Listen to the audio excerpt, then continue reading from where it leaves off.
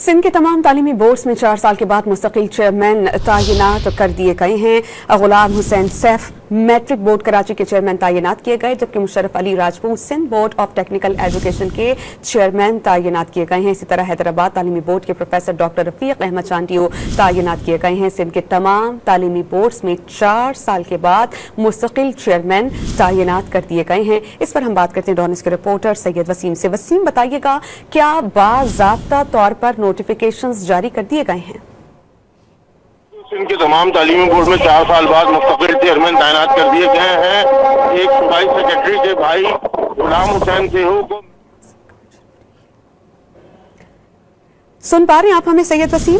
गालिबन चंद तकनीकी वजूहात की बिना पर उनकी आवाज हमें नहीं आ रही। हम अपने देखने वालों को बता दें कि सिंध के तमाम तालीमी बोर्ड्स में 4 साल के बाद मुस्तकिल चेयरमैन तैनात कर दिए गए हैं। सैयद वसीम, आप डिटेल्स हमें बता रहे थे, प्लीज बताइए।